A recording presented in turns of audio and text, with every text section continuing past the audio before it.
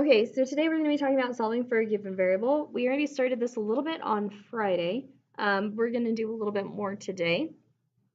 So we're on page 54 of the book, and there's just a whole bunch of different problems on here. They look kind of weird, so I wanted to talk about that first. So see how, like on number 2, it says n plus 3 equals q. So that is the equation. And then when it has this semicolon and then the letter after it, this is the letter that we're solving for. So we want to solve n plus 3 equals q for n. So on here, what we would do is we're trying to figure out what's happening to the n, and then we do the opposite to undo and get the n by itself.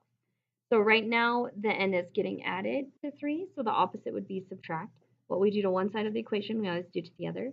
So n equals q minus 3. And since q and 3 are not like terms, meaning they are not the same either letter or just plain number, we can't combine them. So there's our answer. So a lot of these will look unsimplified at the end, but they are, and it's fine. So let's see. I want to do number 11 with you guys.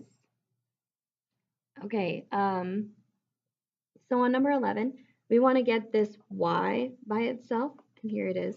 Remember, this is our equation, and then this is the letter that we're solving for. So we want to get the y by itself, and I have this 2x that's getting added to my y. So a common mistake is to divide by 2, which would be incorrect, because we just want to get the y by itself, and there's no 2 attached to the y, so we don't really care about dividing off that 2 attached to the x.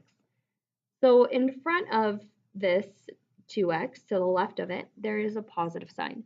To move it to the other side, we're going to do the opposite. So we're going to subtract by 2x from each side because we want to keep it equal. So what we do to one side, we do to the other. Then on the right-hand side, I have my 4 minus my 2x. And I can't combine any further. The y is by itself. So we are all done with this problem. Okay, let's look at number 12. Number 12 is similar, but slightly different. So I'm trying to get this x by itself, right? Because the x is on the right-hand side. Okay, so my first move is to get rid of the extra piece that's next to my mx.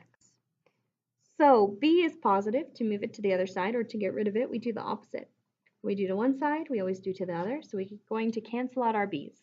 On the left-hand side, I have y minus b, and then on the right-hand side, I have mx.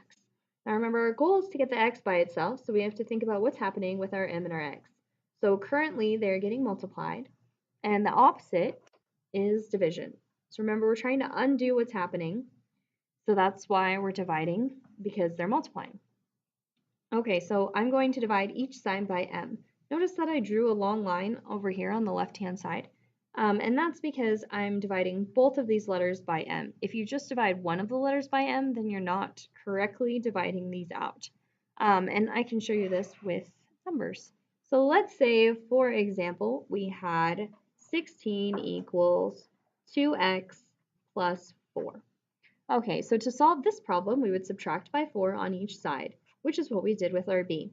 The only thing that's different is here we can simplify. So 16 minus 4 gives us 12. So 12 equals 2x. From here, we would then divide. Okay, and we would get 6 equals x. Another way to write this step onto here would just be to leave the 16 minus 4 equals 2x, and then again we would divide each side by 2x. This time I'm showing you slightly different, but this is what we're normally used to, so that's why I wanted to show it to you first. So instead of combining my 16 and my negative 4, I've left it apart just like we left apart our y and our b. Then I'm dividing each of them by 2, which means I have 16 divided by 2, subtract 4 divided by 2, and that's going to equal x. 16 divided by 2 is 8, 4 divided by 2 is 2, and then again, if we were to combine here, 8 minus 2 is 6. So we are really doing this the whole time, even though it looks similar to this, because on here, these are like terms, so we can combine and then divide, but these two are not like terms.